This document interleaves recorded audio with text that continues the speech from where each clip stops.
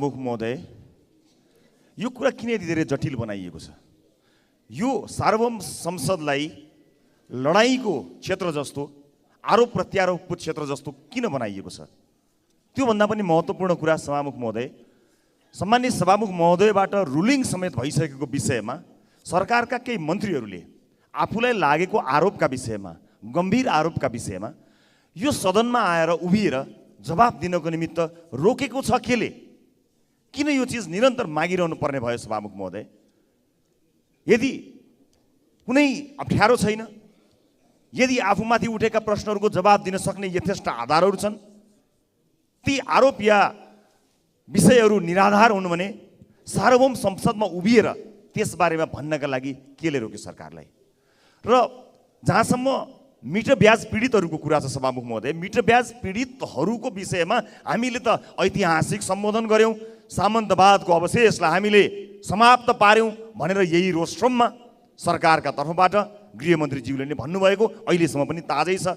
अनि त्यसो हो भने 23 दिनसम्म उहाँहरूलाई हिँडेर यहाँ आउनुपर्ने वातावरण किन सृजना भयो? उहाँहरूलाई बिचैमा तपाईहरू हिँड्नु पर्दैन, सामन्तवादको अवशेष त सकियो नि, हामीले त ऐन बनाएर कानुन बनाएर सम्बोधन गर्यौं नि, हिँड्नु पर्दैन भनेर पहिलो पाइला चाल्ने बित्तिकै, दोस्रो पाइला चाल्ने बित्तिकै अथवा केही अगाडि आउने बित्तिकै किन रोकिएन? यहाँसम्म गोडा फुट्ने गरी यो चिसोमा हिँड्न बाध्य किन पारियो? यदि व्यवस्था गरिएको छ भने र किन व्यवस्था गरिएको छ? त्यो मात्र होइन, सदनमा द्वन्द्वको परिस्थिति छ, सडकमा आन्दोलन नगर्ने अथवा सरकारलाई चुनौती नदिने, ध्यानाकर्षण नगराउने कुनै क्षेत्र नै बाँकी रहेको छैन, चाहे वित्तीय क्षेत्र होस् र दुग्ध किसानहरूकै कुराकानी गरौँ। सडकमा दुध फालेर किसानहरूले आन्दोलन गरिरहेका छन्।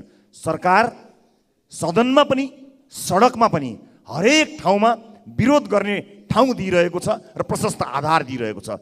यस्तो परिस्थिति बीचमा यसको संवेदनशीलतालाई बुझेर यहाँ उभिएर उठेका प्रश्नहरूको जवाब दिनको साटो मिडियामा गएर उठे जवाब फर्काउने, आफ्ना बारेमा उठेका गम्भीर प्रश्नहरूलाई जवाब दिनका लागि सभामुखबाट रुलिङ भइसक्दा पनि त्यसलाई बेवास्ता गर्ने, यो के लोकतान्त्रिक पद्धति हो? के गर्नुपर्ने हो?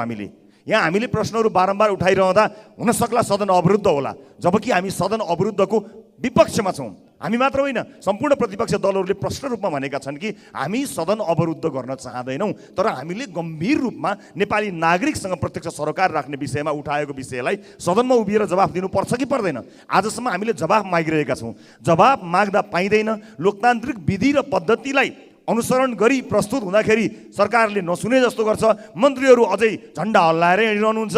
कुनै जवाफै दिनु नपर्ने हो भने हामीले यो अभ्यास केका लागि गरेको सभामुख महोदय? हामी संवेदनशील समयमा छौँ। यो